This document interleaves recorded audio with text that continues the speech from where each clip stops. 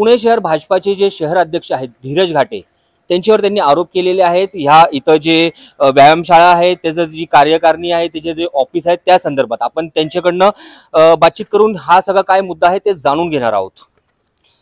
सागरजी, तुम्ही आरोप केलेत की इथलं जे ऑफिस आहे ते लाटण्यात आलेलं आहे आणि जे काय आहे फायनान्शियल ते थोडक्यात आपल्या व्ह्युअर्ससाठी तुम्ही समजून सांगा। पुणे महानगरपालिकेच्या या वसाहतीमध्ये मी सुद्धा इथेच राहिलाय सायंत्रा सोसायटीमध्ये। माझ्या सोसायटीला लागूनच असलेल्या भिंतीला असलेलं एक व्यायामशाळा आहे, भानुदाची व्यायामशाळा, आणि तेथेच एक मोठं कार्यालय, जे कार्यालय गेले अनेक वर्ष जवळपास 13 वर्ष इथले नगरसेवक माजी नगरसेवक धीरज रामचंद्र घाटे हे तिथून त्यांचं कार्यालयाचं काम करत होते। आणि त्याचबरोबर इथे जी व्यायामशाळा आहे याची आता महानगरपालिकेने जेव्हा आम्ही सगळा भ्रष्टाचार बाहेर काढला तेव्हा त्यांनी त्याचं व्हॅल्युएशन केलं। त्या व्हॅल्युएशन किती वर्षापासून त्यांचं ऑफिस होतं? यांचं ऑफिस इथे बरेच वर्ष आहे, पण ही वास्तू आणि हे असं 13-14 वर्ष त्यांच्या ताब्यात आहे। आणि 3.5 कोटीची प्रॉपर्टी पुणे महानगरपालिकेने जेव्हा व्हॅल्युएशन केलं या सगळ्याचं तेव्हा याला 3.5 कोटीचं व्हॅल्युएशन आलं।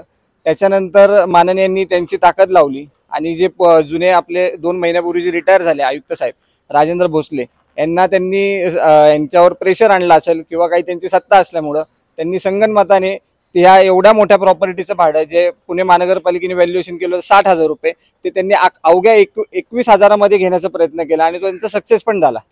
पण काही ज्या गोष्टी होत्या ह्या घाईघाईमध्ये झाल्या आणि घाईघाईमध्ये माणूस नेहमी चुका करतो। त्यातलीच एक मोठी चूक झाली की सानेगुरुजी तरुण मंडळाचे अध्यक्ष असलेले धीरज घाटे त्याच्यानंतर त्यांना ऑडिट रिपोर्ट कधी सबमिट केले नाही।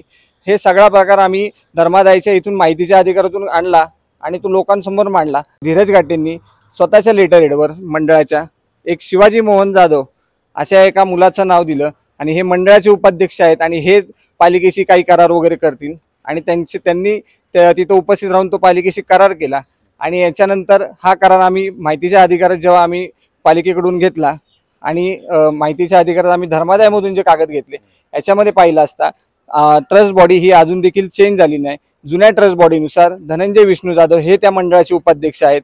म्हणजे धीरज घाटे यांनी पुणे महानगरपालिकेची फसवणूक केलेली आहे आणि ही फसवणूक आता ही जाणीव बुजून केलेली फसवणूक 100% म्हणू शकतो आपण।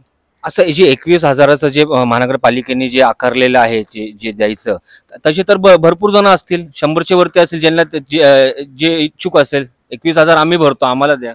नाही, याच्यासाठी पुणे महानगरपालिकेने काही टेंडर वगैरे काढलं नाही। ही वास्तू आम्ही ज्यावेळेस उघडकीस आणलं त्यावेळेस महानगरपालिकेला लक्षात आलं अशी एखादी वास्तू इथं बनवलेली आहे। खरं तर ह्या वास्तू ज्या बनवतात पुणे महानगरपालिका हे तुमच्या आमच्या कररुपी पैशातून बनवलेल्या असतात। सागरजी, संपूर्ण हे जे केस आहे त्याचा तुम्ही पाठपुरावा करताय, तुम्ही बाहेर आणलं, उघडकीस आणलेलं आहे, लढा देत आहात, पुढचं कसं बघताय हे सगळं प्रकरण?